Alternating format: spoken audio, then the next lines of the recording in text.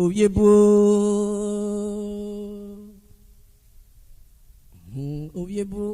Ucheyari vyeki baba yunurori baba. URHOBO. Ucheyari vyeki baba yunurori baba. URHOBO. Ucheyari vyeki baba yunurori baba. URHOBO. Akeli baba URHOBO.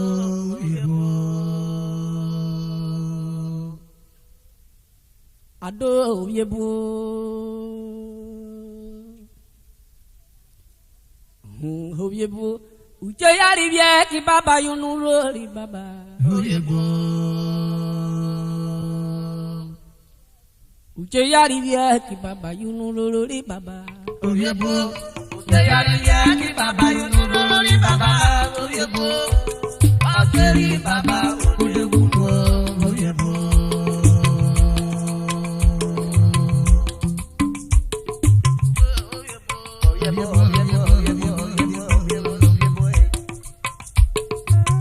Kagara will be more. Akora. Ucheyari vyeki baba yunurori baba. URHOBO.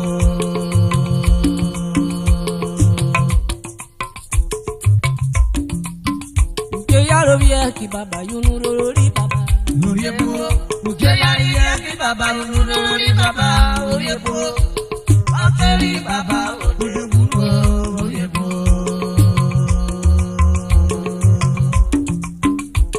Otiyoba. This is Prince Nathaniel Oruma. Phase 2 a new dimension. Eruobo. All my customer, both home and abroad. Wado. Keep the flag flying. No shaking.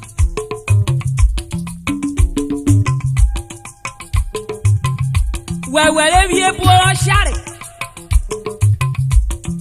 Wherever you are, Nigere, Adio Magwadera Kubalaja. Oh no, Tana. Sabe Miki Munenavio.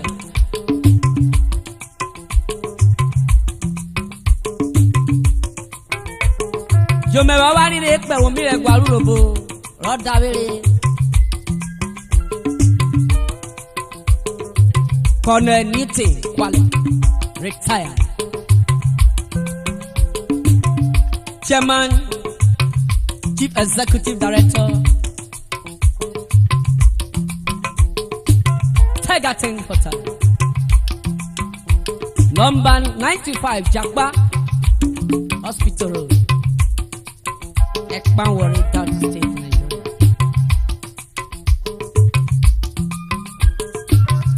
For your adequate comfort,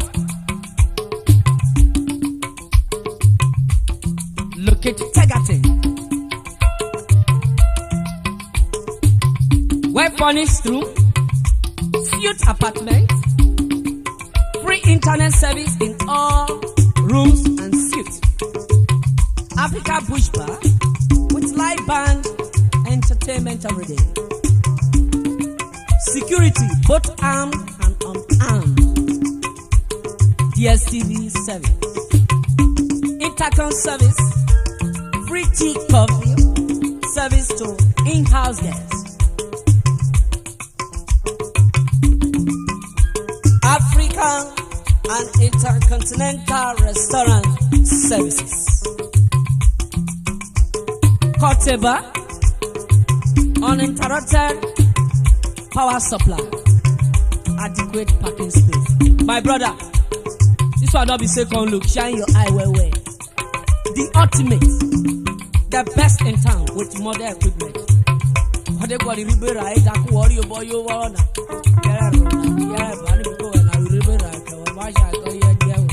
I hear you. Tegating is the answer. Thank you.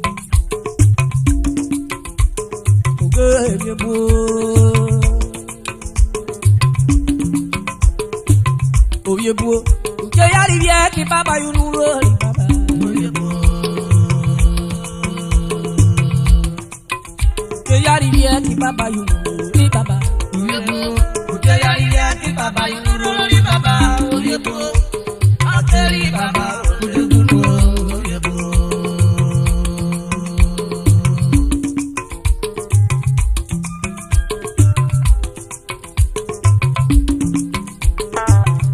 Ebi obo tuligbe URHOBO vi Nigeria. Wenu ge wa black bola rere.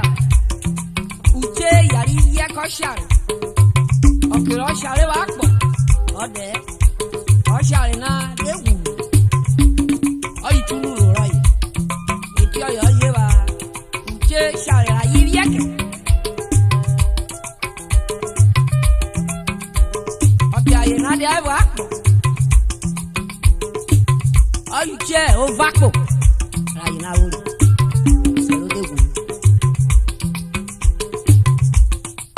O share wulu ro aye go bi o vako. Ola tsana. Ni robori rek mai metako ana. Robori wok pa de. Eti ami loriro. Devule akora wani. Ogoro robo dewu. Oda e kuro wori. Aye karu kuro yo. Yogunu ro.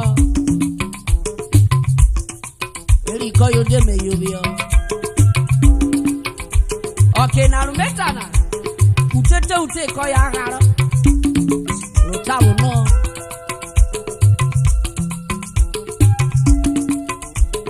Oyobo. Ado oyobo. Uke yari vie ki baba yunu ro. Oyebo. Uke yari vie ki baba yunu ro baba.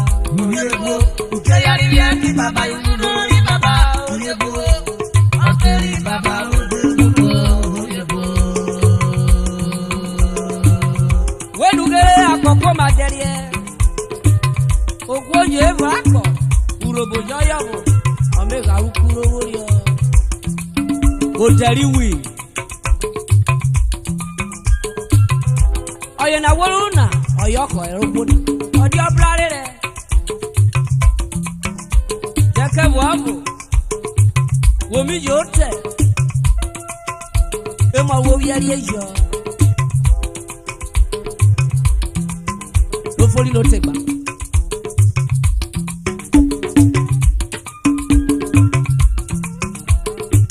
Uchunu roro. Rugobori. Oni abo. Tiene ukuna utagba utawo no. Okerwode gunu.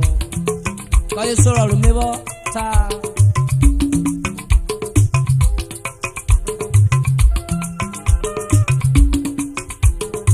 Oyina borofori. Ayero yekewe. Yera ayero nuwo boro pore. Omi je. Ukuna tababo. Utawo no. Tota beta. URHOBO yan baro ebi de wo. Oromi okwo ka sare. Wenuge.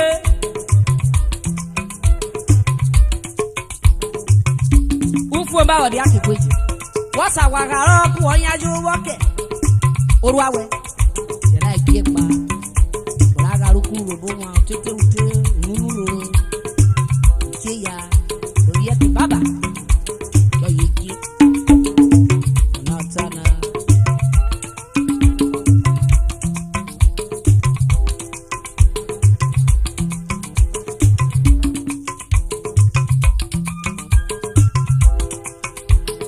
Oyebo.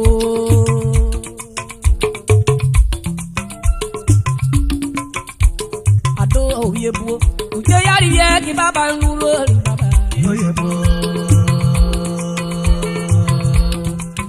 Uke yari vie ki baba nuro baba. Oyebo, uke yari vie ki baba yu ri baba. Oyebo, akeri baba oyebo. Oyebo. Oyebo. Uke yari vie ki baba nuro baba. Oyebo. Uke yari vie ki baba nuro baba. Oyebo. Uke yari vie ki baba nuro baba. Oyebo. Uke yari vie ki baba nuro baba.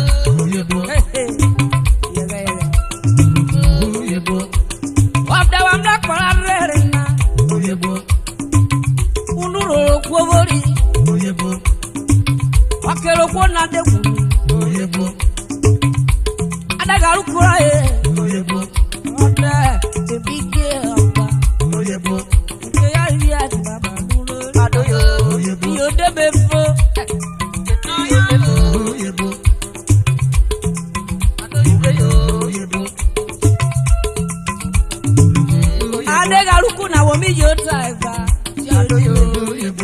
Nke ya iye di baba. Urobo je mo abuera rogbo. E mo kero ma mo ma egbe kware for ki wiri. Adega luku rada fu. Wenuge edokaro. Obole so tayo da fekiri wu. Obo bori kete. Obe ruro.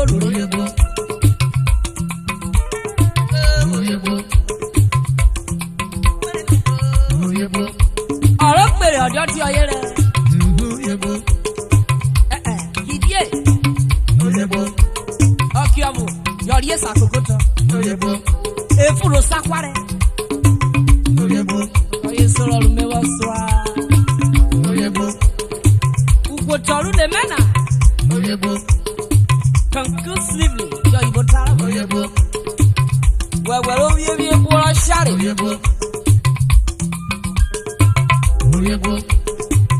Yẹ́rẹ́ èmi epo ráyè.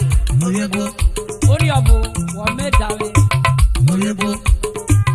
Wọ́n bẹ̀rẹ̀ owó ìlúro wẹ́. Yẹ́rẹ́ òfà pọ̀ wẹ́. Àsàrọ̀ bàbà. Yému àsàrọ̀ gbóbi ẹ̀tì. Ọyọ́ sì rẹ̀ ti lọ.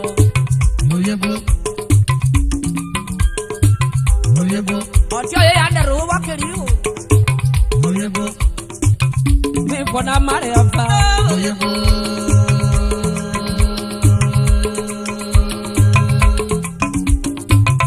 Chief Efe Akọfure Sam Oyoburirio Etekwele Golden Sister Social Club of Nigeria Sapalebe Swado Noke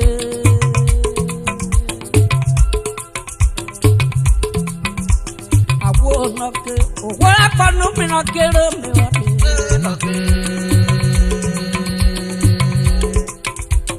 Me won't not be shady. Noke, I'm not kill me. Won't not be shady. Noke, where you will be love you.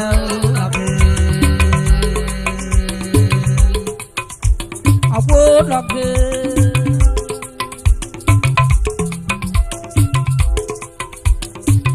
Noke, akparu mi nakere pe bade.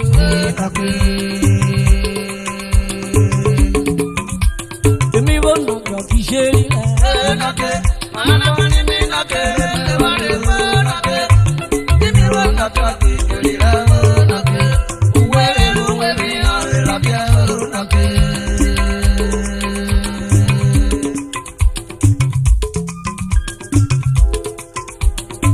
Okwara koni mi nokiri mi wari jume na wari be wo noki officially.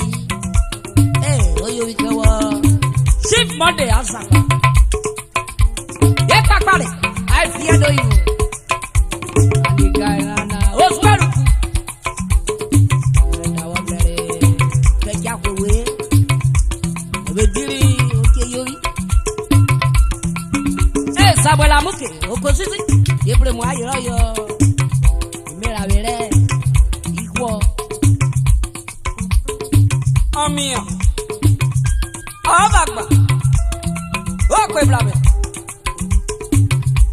Ado Shale mo shale bakwe De valo yo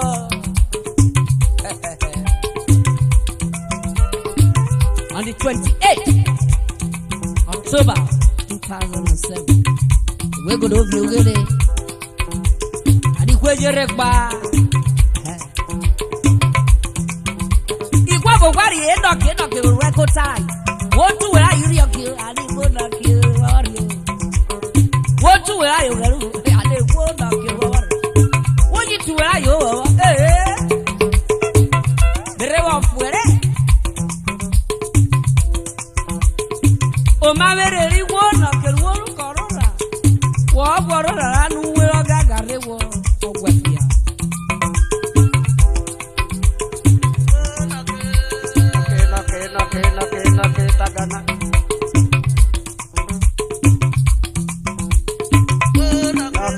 Akparu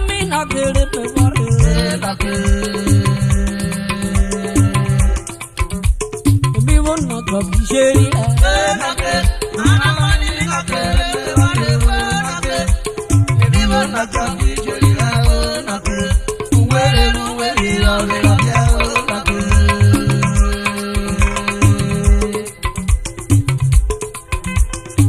Wo wari otala orwe ko sawela. Orode ji chombo deke.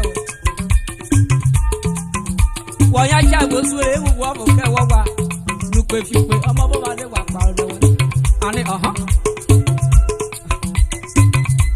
Baba na dama where they wear that the same shirt where they call that the castle. No that no let it down. I'll be there. What all I get you about? Ma buru yo baro. I said you be better than the remember. Ya ba morota. Igwe babo ki we woru akware kworo. Ina good at all. Okwora mrewe omi gwero ma ofori woda je mre oda ni omi we ofori wodi gwero ma e gbako da tare ne anari o sasi bi o oro ra ko le tare ki bi esa o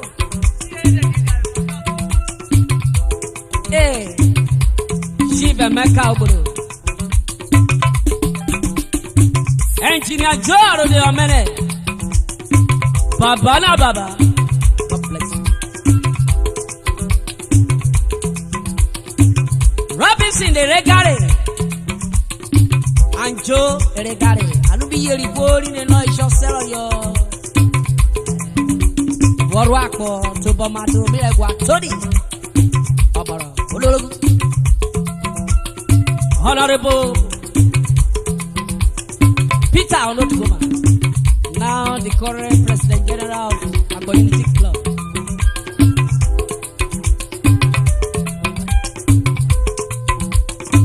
And all the members of Agbo Unity Club. Austin Onoboriye,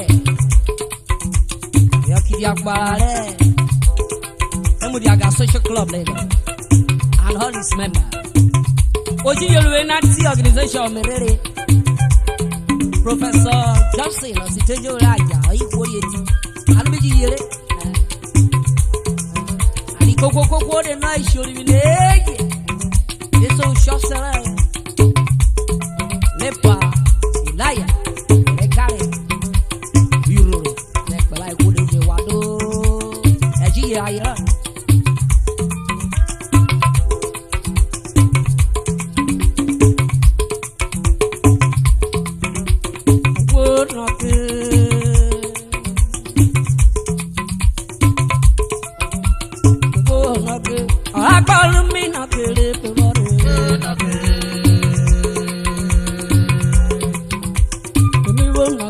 Sheri Noke, ana mani noke, wale noke.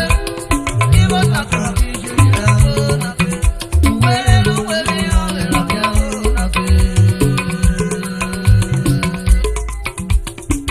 Noke, ora panu mi noke.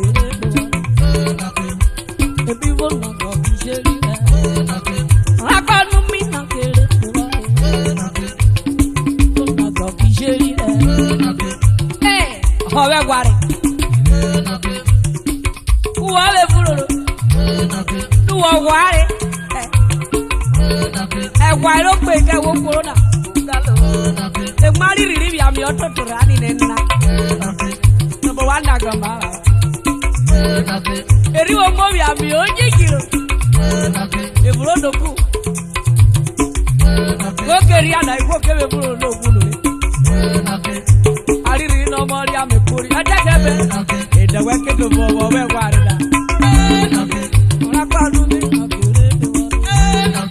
ora panu mi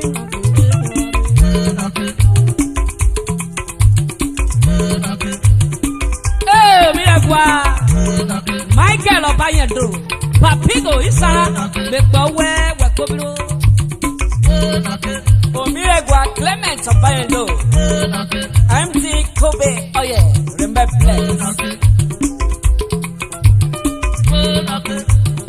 Music Matters Sound Studio here in Okoko again.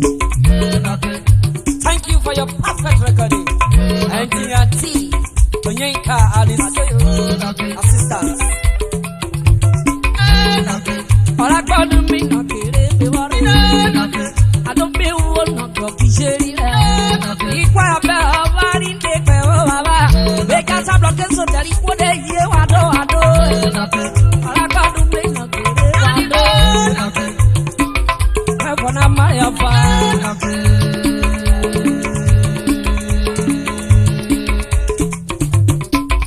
Precious in your voice, incoming table PRO, number Flex, and the manual and the struggle, my book.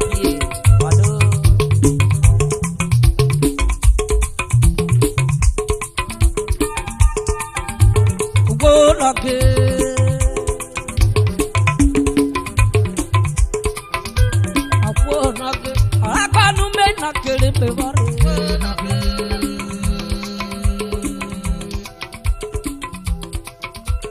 People not talking shady.